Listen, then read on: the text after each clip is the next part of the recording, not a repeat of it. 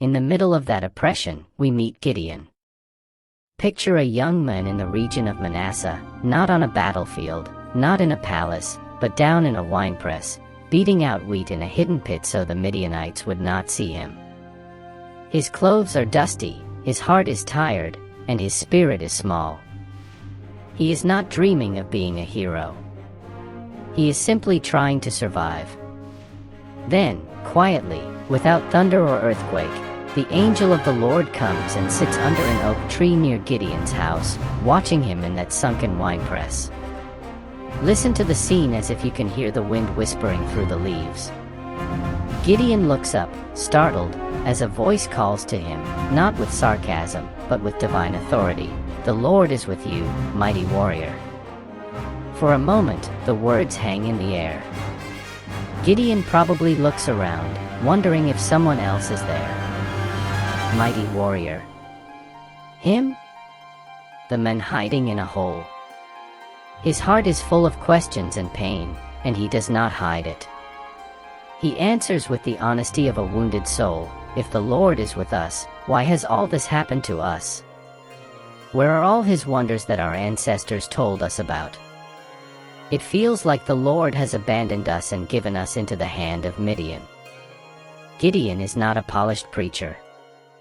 He is a broken man asking real questions. Then the Lord turns to him and does not debate theology, does not show him a long vision of the future. Instead, God gives him a mission: go in the strength you have and save Israel out of Midian's hand.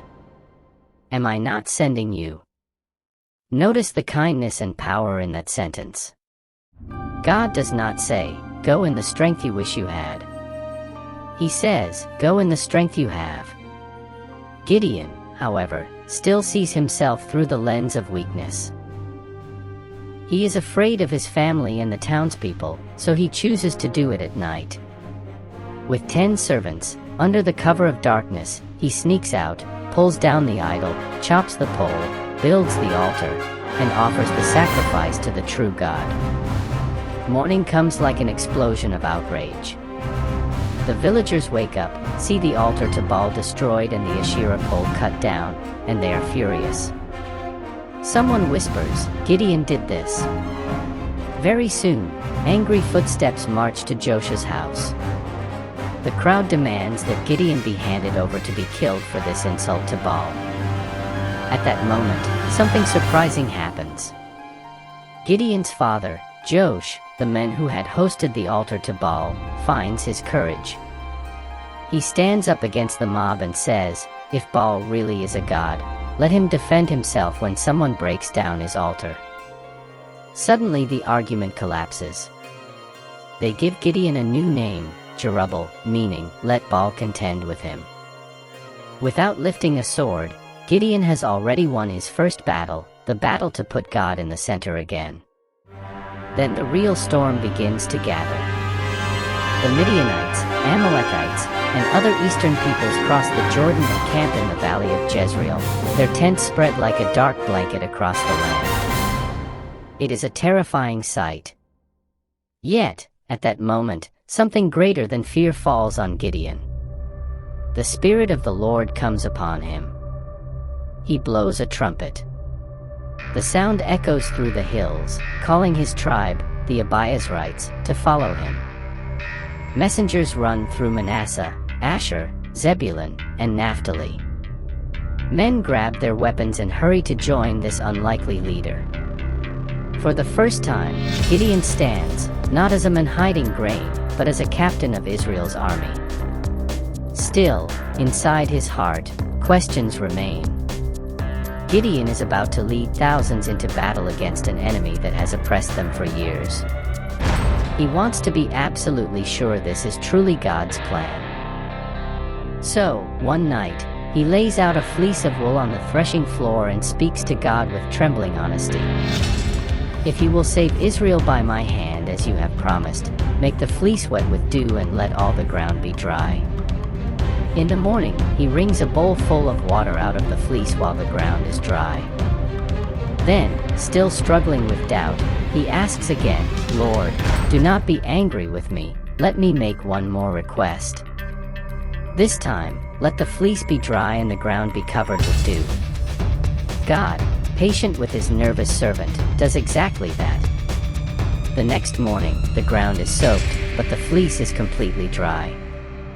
Gideon is not a model of perfect faith without questions. He is a picture of faith growing step by step in the presence of a patient God. With those signs in his memory, Gideon gathers his army. Around 32,000 men stand with him, ready to face the Midianites. It is still a small number compared to the enemy, but at least it looks like something. Then God speaks words that must have shocked Gideon's military instincts. You have too many men. I cannot deliver Midian into their hands, or Israel would boast that their own strength saved them. The Lord orders Gideon to announce that anyone who is fearful and trembling may go home. Imagine Gideon's breath catching in his throat as he makes that announcement. Then, like a slow breaking wave, 22,000 men turn and walk away. Only 10,000 remain. Gideon might think, surely now we are small enough. But God is not finished trimming. The Lord tells Gideon to take the men down to the water to drink and that he himself will separate them there. Some men kneel and drink with their faces in the water. Others scoop water with their hands and lap it like dogs while staying alert. God chooses the second group, the ones who stay ready, and when the counting is over, only 300 men remain. From 32,000 to 300, from a fragile advantage to a ridiculous disadvantage, God is stripping Gideon of every reason to trust in numbers, technique, or human strategy. He wants it to be clear that when victory comes, it will be a miracle, not a statistic. Night falls on the valley. The Midianite camp stretches below, fires glowing, voices murmuring in foreign tongues. Gideon looks at his 300 men and perhaps feels the old fear knocking at the door of his heart. God sees that fear and kindly gives him one more encouragement. The Lord tells him, if you are afraid to attack, go down to the camp with your servant Purah and listen to what they are saying. Afterward, you will be encouraged to attack. So Gideon quietly slips down the hillside with Purah, creeping close to the tents, careful not to snap a twig or kick a rock. They arrive near one tent, and inside, a Midianite soldier is sharing a dream with his friend. I had a dream, he says. A round loaf of barley bread came tumbling into the Midianite camp. It struck the tent with such force that it overturned it and collapsed it. His friend does not laugh. He is frightened. He responds, this can be nothing other than the sword of Gideon son of Joash, the Israelite. God has given the Midianites and the whole camp into his hands. Imagine Gideon, crouched outside that tent, hearing his own name spoken with trembling fear in the mouth of his enemies. At that moment, every fleece, every sign, every promise falls into place. Gideon bows in worship right there in the darkness. Before he fights, he worships. He returns to his 300 men with a new fire in his voice. The fearful farmer has become a commander filled with holy confidence. He divides the men into 3 companies of 100 each. He does not arm them with swords and spears alone. Instead, he gives each man a trumpet, an empty jar, and a torch hidden inside the jar. This is not a normal battle strategy, it is a prophetic drama. Under the cover of night, they circle the camp and take their positions around the enemy. Then Gideon whispers his instructions, watch me, follow my lead, and do exactly as I do. When I blow my trumpet, you blow yours all around the camp and shout. The moment arrives. The valley is quiet, the enemy soldiers sleeping, their guards relaxed, thinking they have nothing to fear from a broken Israel. Suddenly, in the middle of the night, a trumpet blast splits the darkness. Then another, then dozens more, until 300 trumpets are crying out together like thunder rolling around the hills. The men smash their jars, and the sound of breaking clay echoes like an explosion. Torches flare up in 300 hands, surrounding the camp with unexpected light. Then, with one voice, they shout, "A sword for the Lord and for Gideon." Confusion erupts in the Midianite camp. Men wake up in panic, see lights, and hear trumpets on all sides, and in the chaos they begin striking out with their swords, not knowing friend from foe. God himself throws them into confusion. The Midianite army turns on itself and flees in terror, driven not by Israel's numbers, but by the fear of the God who fights for them. Gideon and his 300 do not even need to cut down the enemy in straight combat. They pursue, chase, and drive the enemy away, while the rest of Israel is called out to join the pursuit, capturing the leaders and finishing the rout. After the battle, new challenges appear, not with swords, but with words and pride. The men of Ephraim confront Gideon angrily, accusing him of insulting them by not calling them earlier to the fight. Instead of answering them with harshness, Gideon answers gently, praising their part in capturing Midianite princes and calming their anger. Sometimes, the hardest battles come after the victory, when human pride tries to take credit for what God has done. Gideon shows wisdom in that moment, keeping unity in the nation. Later, however, Gideon's story also shows the danger of success. After defeating the Midianites, the people of Israel come to him and beg him to rule over them, and for his son and grandson to rule after him. In other words, they want to make him a king. Gideon refuses the crown with his lips and says, "I will not rule over you, nor will my son. The Lord will rule over you." His words are correct. God alone is Israel's true king.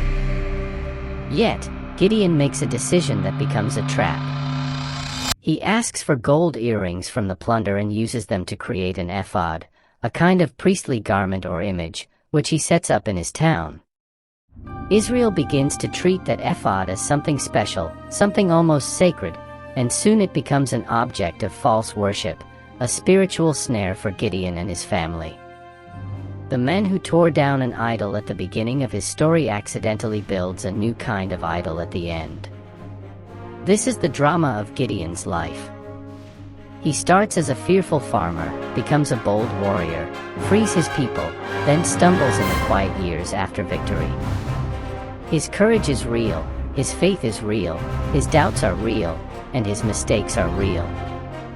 The Bible does not hide any of it.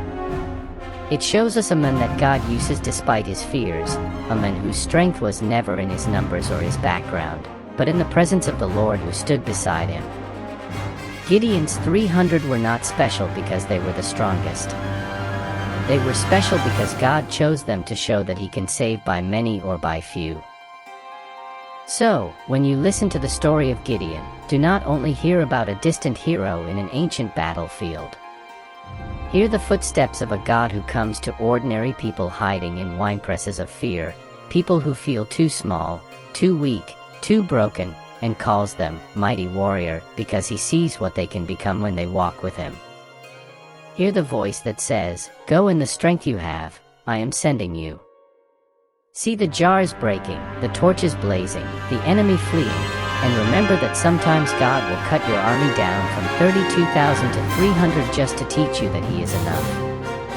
And when he gives you victory, stay close, stay humble, keep tearing down idols instead of building new ones, so that your story, like Gideon's, will not only shout of great battles, but also whisper of a heart that stayed faithful to the God who turns fearful farmers into fearless warriors.